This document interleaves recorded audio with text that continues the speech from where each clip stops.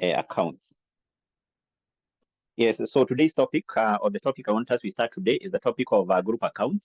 In other terms, we refer to this as the consolidated financial statement. Generally, when we talk about the group account or the consolidated financial statement, these are those particular financial statements which are prepared by a parent company which has acquired shares, or in other terms, which has invested in other entities. I'll give a very good practical example. For example, in the banking sector in Kenya, we have the Cooperative Bank. And Cooperative Bank has a subsidiary which is called Kingdom Bank. Kingdom Bank is a subsidiary of the Cooperative Bank. Now, at the end of the year, Cooperative Bank, which is the parent company, is required to prepare the group account. How does it prepare the group account? It prepares the group account by combining the revenue of the parent, that is Cooperative Bank, with the revenue of of the Kingdom Bank, and that also happens to the items of expenses.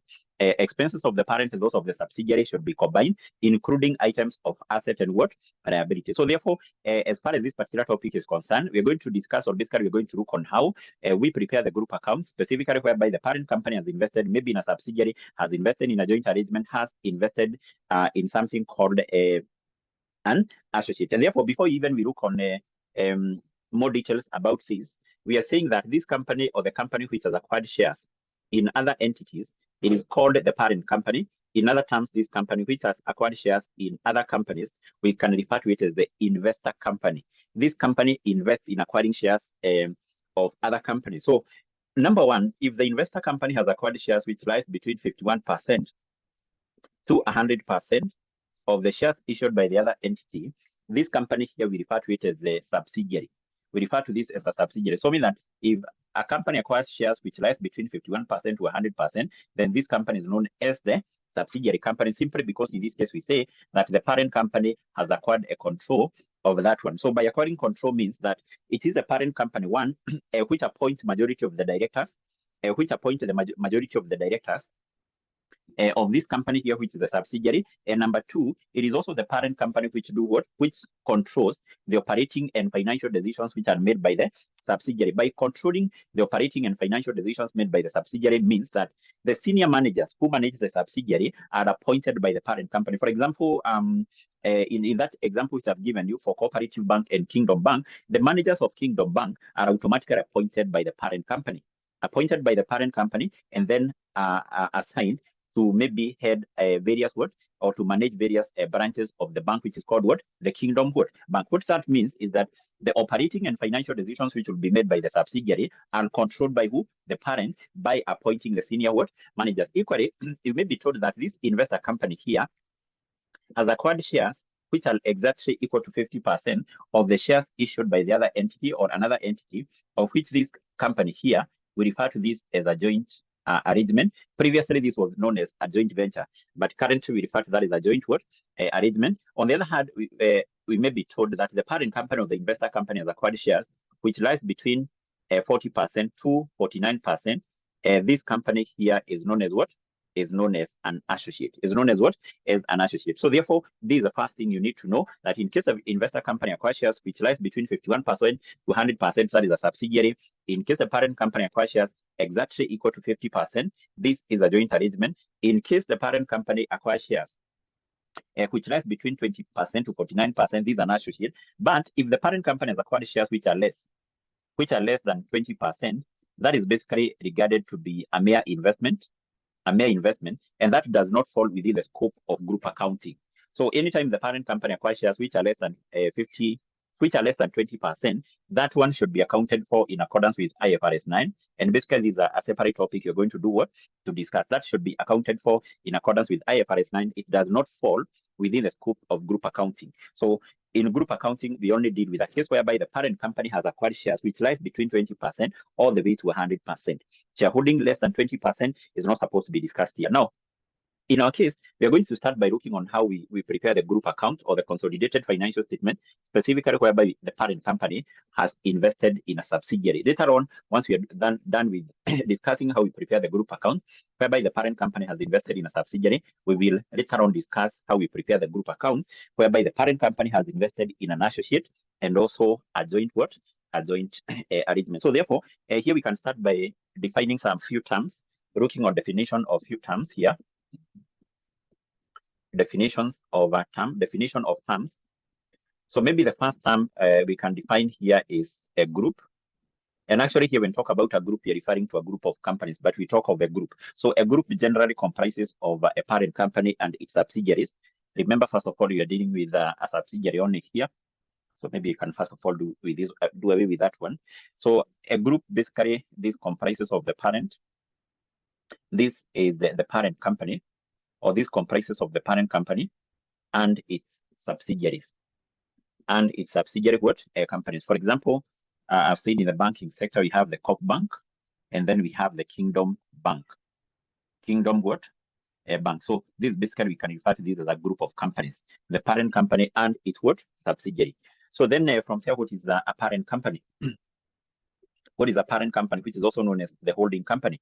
So we say that this is a company, a company having a control over another company, having a control over another company, which is called subsidiary company.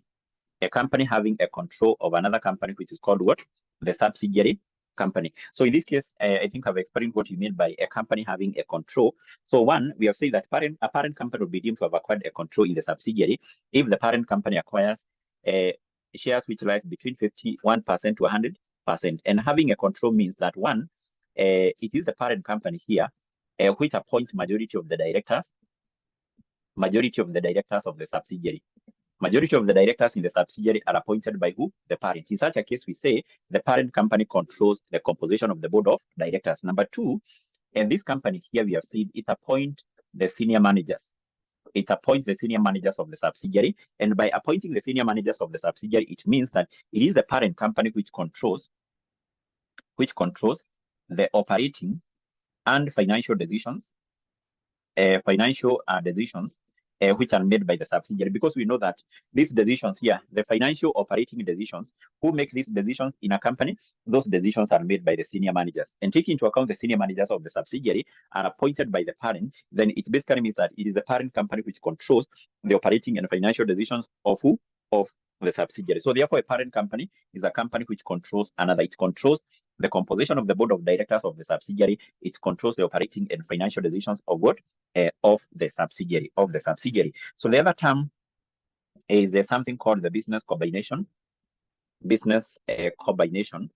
So when we talk about the business combination, this is that transaction whereby the parent company acquires the control in the subsidiary. The transaction whereby the parent company has acquired the control in the subsidiary, we refer to it as a business combination. Like maybe let's assume we are told that the parent company here acquired 80% of the shares in this company here, maybe on 1st of January 2023. So we say that this is the date of business combination. That is the date of business combination. It's the date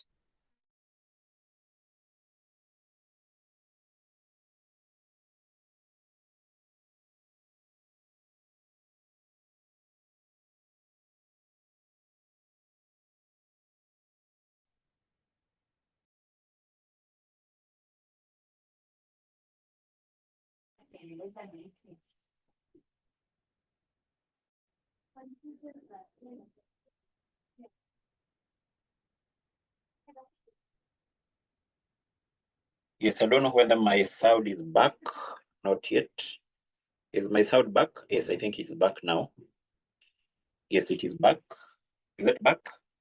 Okay, so okay. So the other term we need to define here is the term which is called non-controlling interest. Non-controlling interest. Non-controlling interest, which is abbreviated as NCI. So when we talk about the non-controlling interest, this basically we say are the shares issued by the subsidiary company but not held by the parent company. So we say NCI, these are equity shares. These are equity shares. Equity shares issued by the parent company. Sorry, issued by the subsidiary company. And not held by the subsidiary company. Not held by who? The subsidiary company. What does that mean? It basically means that assuming you're told that H Limited, for example, issued or maybe acquired, that is 80% of the ordinary shares or the equity share issued by S Limited. What that means is that this would be the parent company, whereas this is a subsidiary. But you can see that the shares were acquired by the parent company in the subsidiary were 80%. Were 80%. So what that means is that the remaining 20% of the shares which are issued by this particular subsidiary company, they are issued to the minority shareholders. In other terms, they are held by the minority shareholders.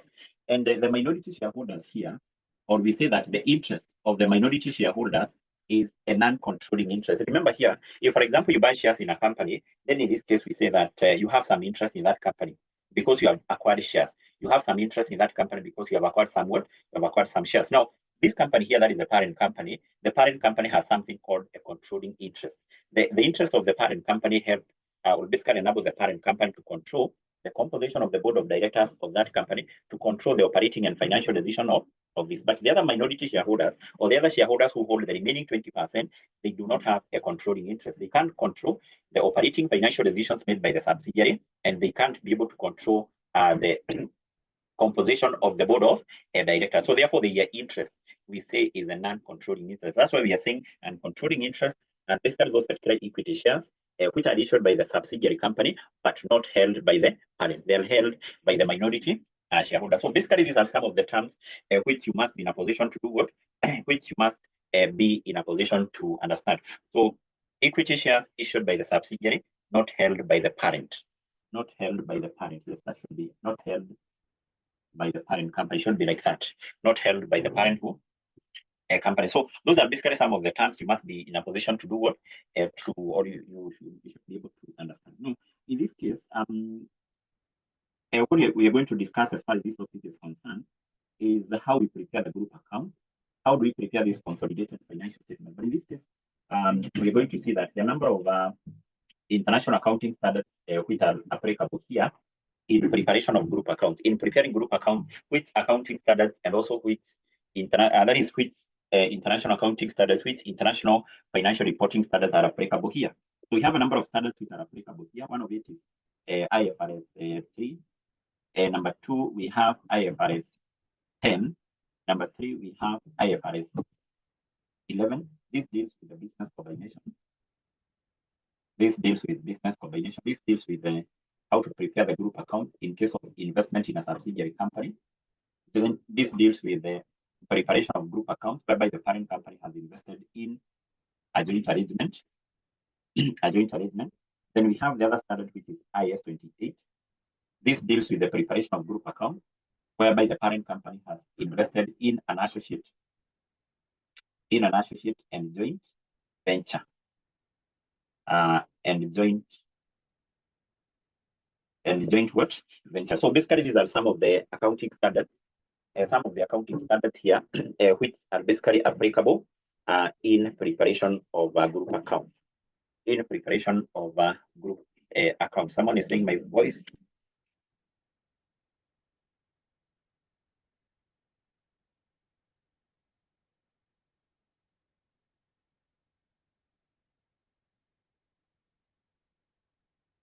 Yes, I don't know whether there is any improvement.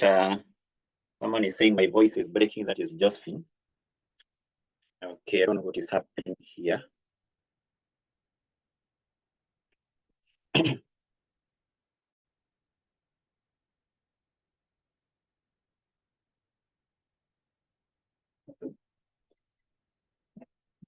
Okay, so let's hope that it will improve.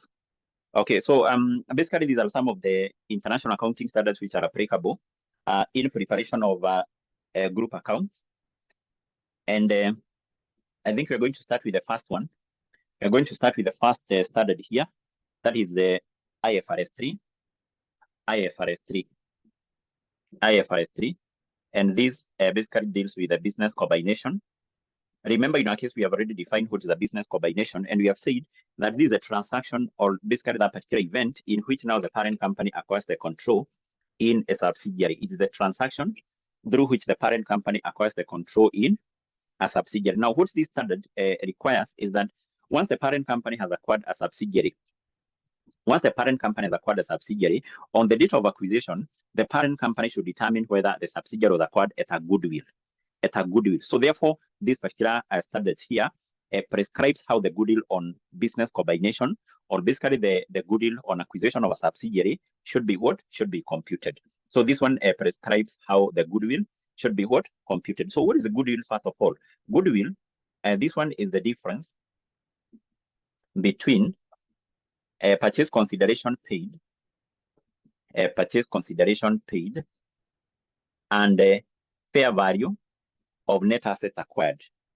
Fair value of net assets which are acquired. So it is the difference between the purchase consideration which was paid and the net assets which were acquired. And basically, it is something which basically which is very much practical. If, for example, you are buying an existing business, assuming you are buying a business, so the owner of that business may require you to pay maybe a price or a purchase consideration of 50 million, but the net asset in that business, maybe they have a value of 45 million.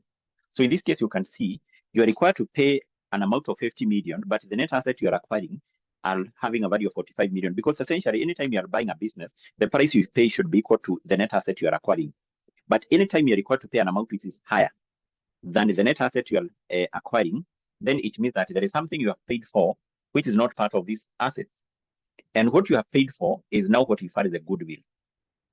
So what is goodwill? Goodwill, basically, we say are the benefits which you enjoy as a result of acquiring an existing business. For example, if you acquire an existing business, that business has customers, it has a customer base, and the product and services of that company are known, the location of the business are known. So this is not this business is not equivalent to a new business because it has customers, it's known, and so on. You don't have to do a lot of marketing. That's why the owner of that business will have to require you to pay for what? For goodwill. So therefore, goodwill is the difference between whatever you pay, purchase consideration you pay in acquiring that business, and the fair value of the net assets you have acquired. The same case here. Once the parent company has invested, you see, once the parent company acquires a subsidiary, the parent company is investing. It is investing by acquiring a subsidiary. By acquiring what? A subsidiary. So this standard here, that is IFRS 3, requires the parent company on the date it acquires the subsidiary to compute the goodwill on acquisition. The goodwill on acquisition to be computed on the date of acquisition. Now, according to this standard here, there are two methods of determining that goodwill. Methods of determining goodwill, or basically of computing the goodwill,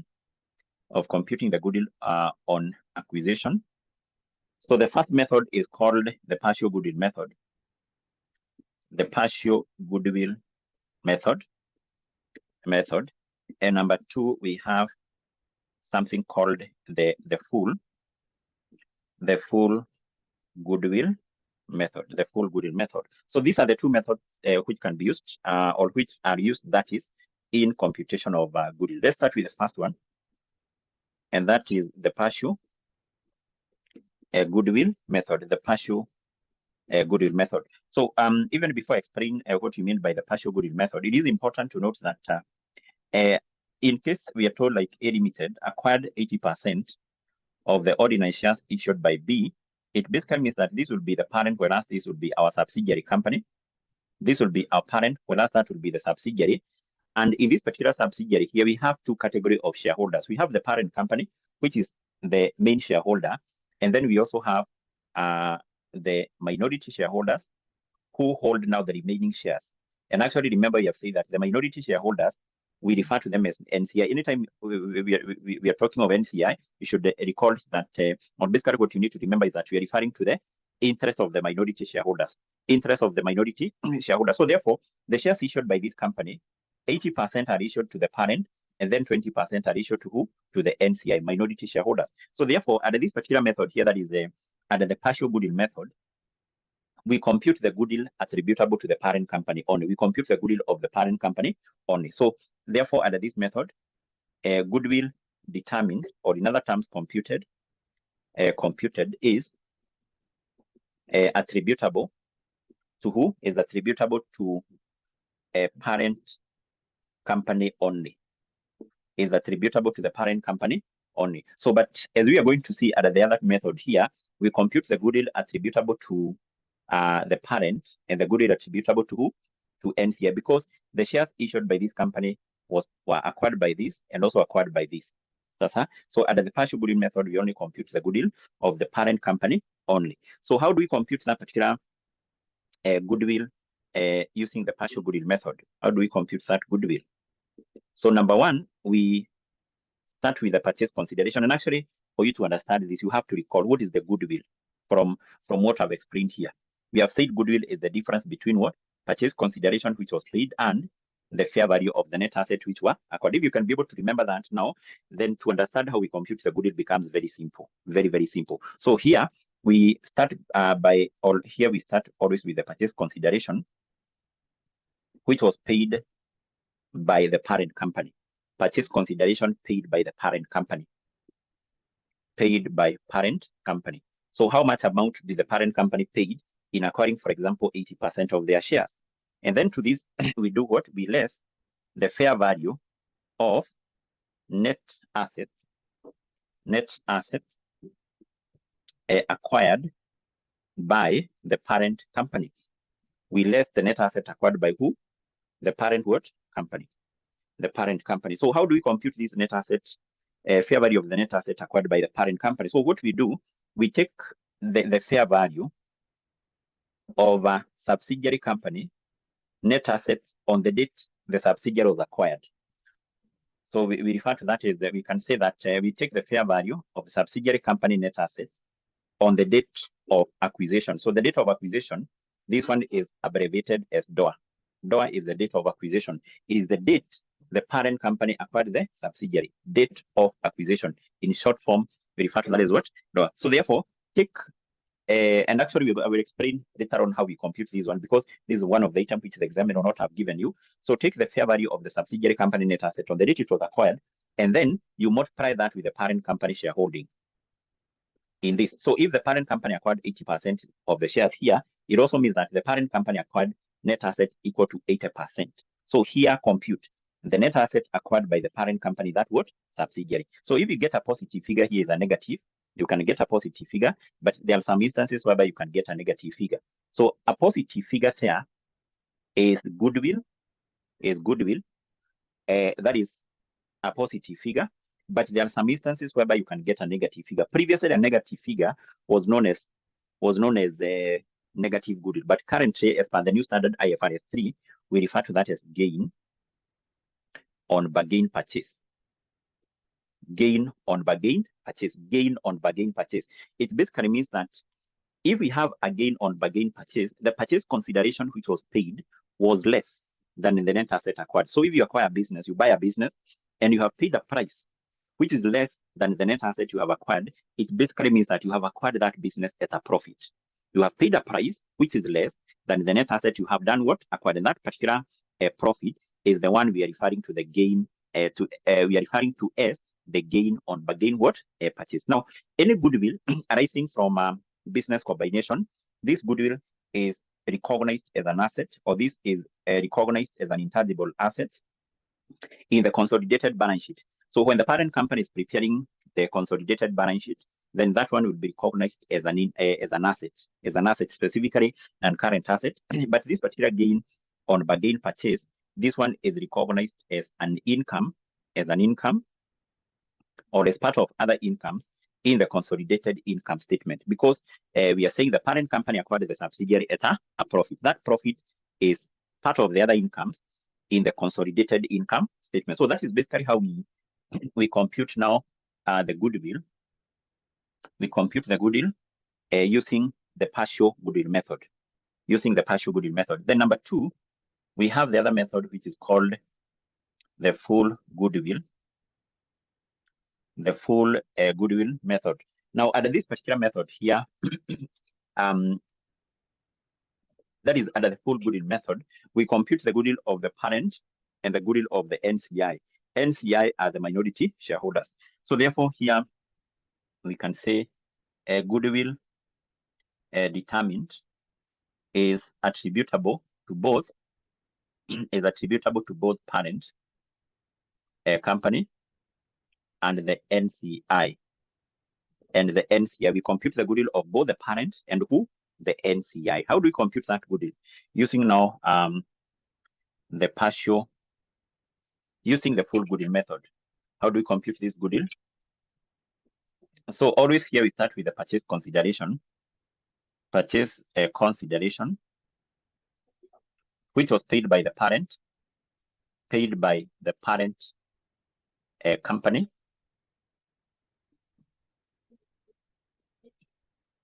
the parent company. So this is the amount the parent company paid in acquiring its shares. And then to this, we add something called the NCI at fair value. NCI at fair value. So when talk about the NCI at fair value, this in other terms, we say it is the purchase consideration paid by the NCI.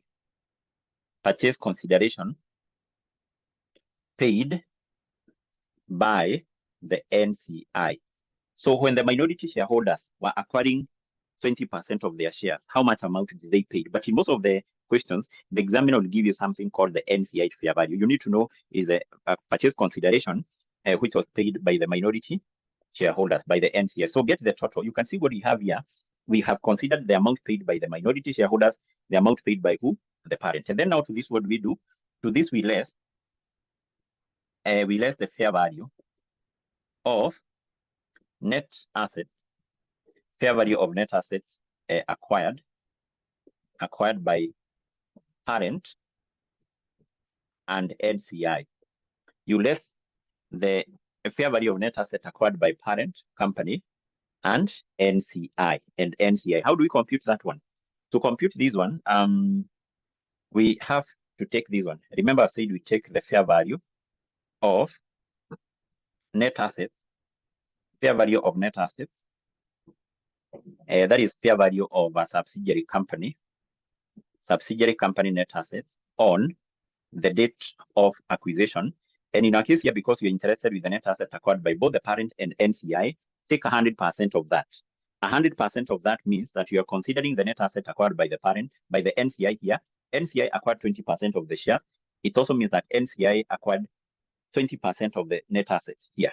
The parent company acquired ordinary shares equal to 80%. The parent company also acquired 80% of the assets of the subsidiary. So here, by taking 100%, we are taking asset acquired by NCI, asset acquired by who? Parent. And then you deduct it from this, from the amount which was paid equally by both the parent and also NCI. So if you get a positive figure, is a goodwill, but equally you can get a negative figure. So a positive figure here is a goodwill, whereas a negative figure is a gain on the bargain word, on the bargain purchase. I've explained that goodwill, this one is recognized as a non-current asset in the consolidated statement of financial position, and then this is recognized as part of the other incomes in the consolidated income statement. So therefore, these are the two methods which are used, or basically which we use in computing the goodwill arising from the business combination, arising from the acquisition of the subsidiary company, the partial goodwill method and the full goodwill method. But usually in an exam setup, the examiner specifically will not tell you which method to use. Always you'll come across, or the examiner will give you this information. In the additional information is upon you to know which method are you going to use. So number one here, these are points are very, very important. One, you can be told in the additional information that it is the policy of the group. It is the group policy. The group policy, it is the group policy to measure or to value NCI at fair or full value, in which case now the examiner will proceed and give you something called the NCI at fair value. The NCI at fair value, this value will be given to you. And now, if you can be able to remember, we have said, where do we need to have this value here? NCI at fair value. Is it when using the partial goodwill method, or is it when using the full goodwill method? When do we need to have this value here? NCI at fair value. Who can tell us? Is it at the full? Is it at the partial goodwill method? Where do we need to have this value? NCI at fair value. Yes, it is under the full. It is under the full. You can see under the full goodwill method, we need that value there. So if you come across this information that you're told it is the policy of the group to value NCI at fair value, the examiner has gone further to give you the NCI at fair value on the date of acquisition, then in that case you compute the goodwill using the full goodwill method. Using the full goodwill method? Because you are saying the examiner will not tell you. Although there are some questions, for example, the question which was there last sitting, the examiner was specific I think it was the question has specified the method to be used. In most of the questions for group accounts, the examiner will not tell you which method to use.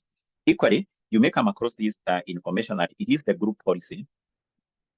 It is the group policy to measure the NCI, or in other terms, to value NCI at their proportionate share. Proportionate share law, fair value of net assets. Fair value of net assets. It is what? It is a group policy to measure the NCI at their proportionate share law, fair value of net asset, in which case the NCI at fair value, this one will not be given. This one will not be what? Be given. So if this value is not given, then in this case now, which method do you use?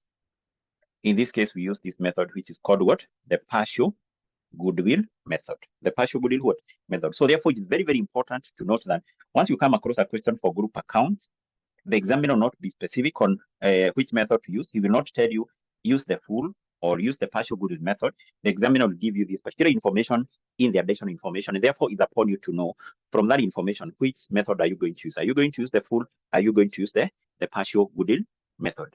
Now, the other point which is also important as far as the computation of goodwill is concerned is something we are mentioning here, that in computation of goodwill, there is something which we come and less here to the purchase consideration, and that is the fair value of net assets which were acquired, which you are saying that one should be computed by taking the fair value of the subsidiary company net assets on the date of acquisition. Now, how do we compute this value here?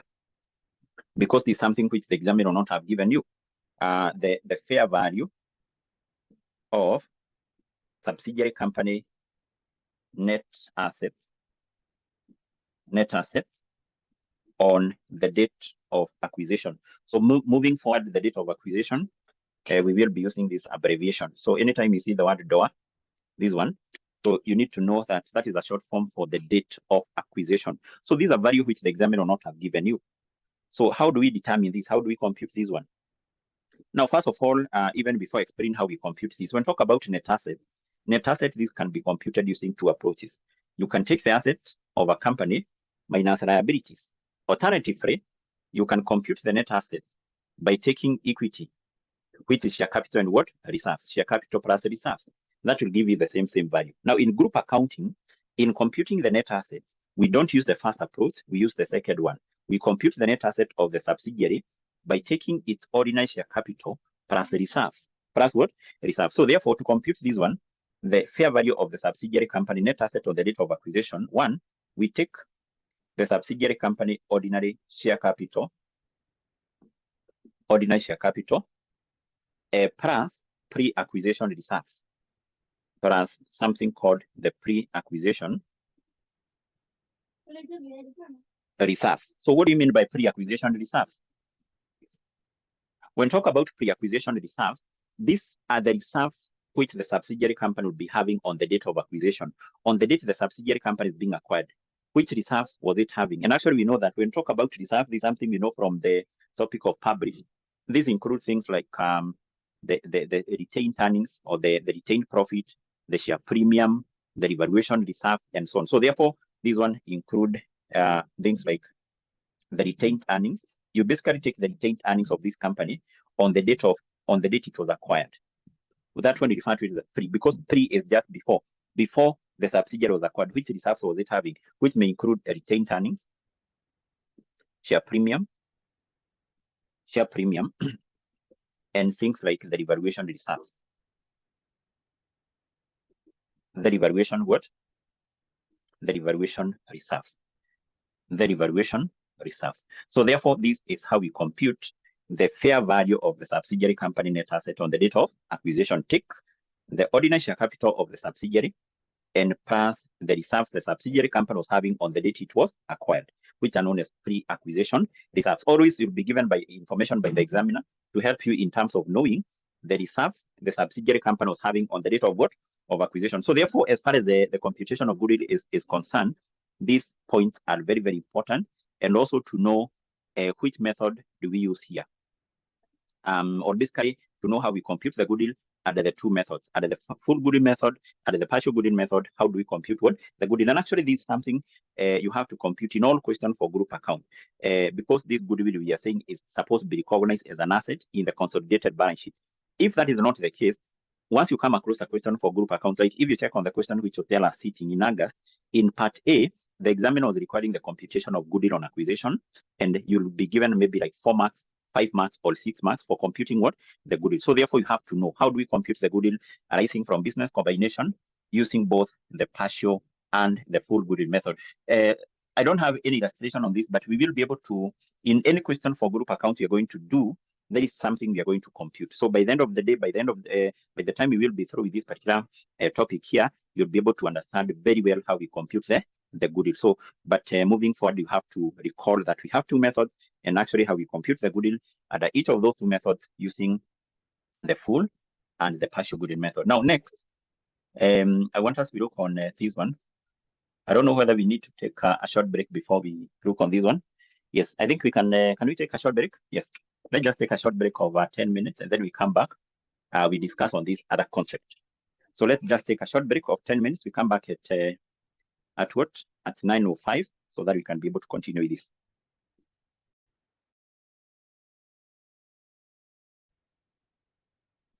Yes, so I want us to continue by discussing on the various forms of consideration. And actually, can we refer to this as a purchase consideration? Yes, so let's refer to this as a purchase consideration. And basically, we have said that the purchase consideration is the amount of money which the parent company pays, the amount of money the parent company pays in acquiring its shares. Now, this purchase consideration can take various forms. One, we have the cash consideration. So cash consideration, number one, this is a consideration paid on the date of acquisition. A consideration paid in cash and also on the date of acquisition. Now, this particular cash consideration, it has no special treatment, By saying that it has no special treatment, that particular amount of, or that cash consideration, you use it the way it is given in computation of purchase consideration, in computation of goodwill. If you're told the parent company here, like paid 200 million, and it was 200 million cash and paid on the date of acquisition, in computing your goodwill, you use the amount the way it is given, 200 million. That is a cash consideration. It has no special treatment. It's basically a consideration paid on the date of acquisition. Number two, we have something called the deferred consideration. And actually deferred, it comes from the word to defer. This is basically a consideration payable sometime in the future from the date of acquisition. Maybe the parent company acquired the subsidiary and promised to pay some additional consideration in the future. So, and because now this particular amount, we have to use it to compute the goodwill, and we know that the goodwill is computed on the date of acquisition, this particular amount, we can only discount it to its present value. It has to be discounted to its present value, and actually we do that using the parent company cost of capital. So therefore, number one, you can say that these are consideration payable in the future. Payable in what? Payable in the future. Then on the other hand, we are saying that this one has to be discounted. We can say it is discounted. It is discounted to its present value. Using parent company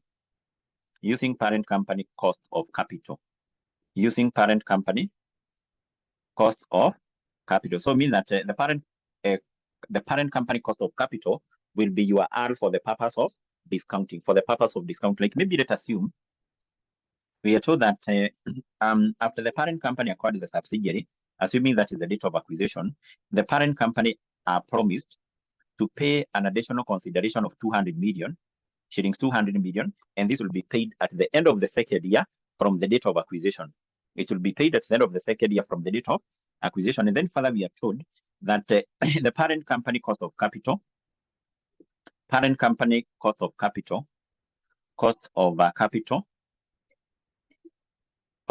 which now will be our R, assuming we are told that this is 10%. So this particular consideration now, which is to be paid in the future, we are saying it has to be discounted to its present value. We have to get the present value of that deferred consideration. So therefore, here we come and we determine the present value. We determine the present value of the deferred consideration. And the deferred consideration is 200 million. 200 million. We multiply that with the present value, interest factor, at which rates? The rate will be 10%, and then 2 years. That amount will be paid at the end of the second year. So the formula for getting this, you have to recall, is 1 plus R raised to power negative what? And that is basically how we compute that one. So therefore, we take 200 million, which is the deferred consideration, times this, which will be equal to 1 plus R. Our R is 10%, so it will be 1 plus 0.1, which will be 1.1 raised to power negative N. Our N is 2, and whatever you get there is now the present value of the deferred consideration. So therefore, when computing the goodwill, this is now what you use. The present value of the deferred what? Consideration, but not 200, because these are an amount payable in the future. You have to consider its time value of money, discounted to its present what? Value. So that is the other form of consideration. The other one, and which is very, very common, especially at this paper, is something called the share exchange. The share exchange consideration. Share exchange consideration. Share exchange what? Consideration. Share exchange consideration. Share exchange consideration. So a share exchange consideration, these are consideration paid